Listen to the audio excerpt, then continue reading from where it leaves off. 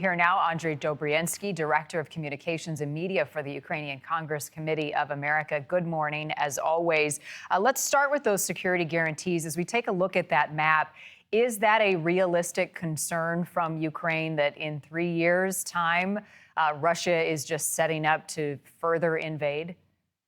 Well, there were three people in the room, and only one of them is talking about security guarantees, and that's the least trustworthy person, Steve Witkoff, who's already been fooled by Hamas, fooled by Iran. So I don't know where we're going to be at the end of today, but I would bet that it's something closer to what Marco Rubio said, which is we're just in the first steps of coming to an agreement. Whether that includes guarantees like Ukraine has said from the very beginning, I think that's the only logical answer. But if we're to believe Marco Rubio, we're still very far away. And I think what we're going to hear from the European leaders is what happened on Friday. We all agreed that we need to have a ceasefire. Where is that ceasefire? Because we can't have an honest discussion if the other side is killing children, as you mentioned earlier, a 1.5-year-old girl pulled out of the rubble this morning.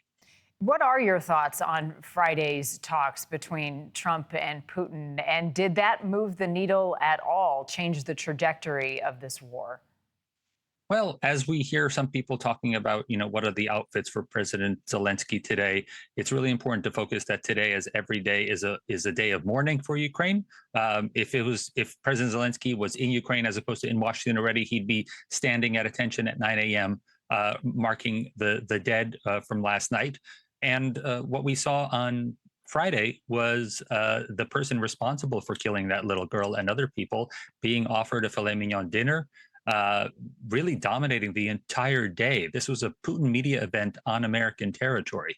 And one of the reasons I think that President Trump has been so active on social media beginning last night is that he's beginning to hear from some of his independent voices. I'm very going to be interested in what the independent podcasters think of his appearance on Friday. We know that President Trump has a new coalition this time.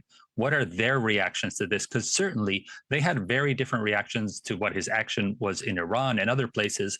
And I think that's what President Trump is reacting to. He's reacting to the fact that overall, many people in America reacted negatively to the sight of him welcoming a war criminal. All right. Well, we're just hours away from this important meeting today. Andrij, as always, thank you for your time and perspective.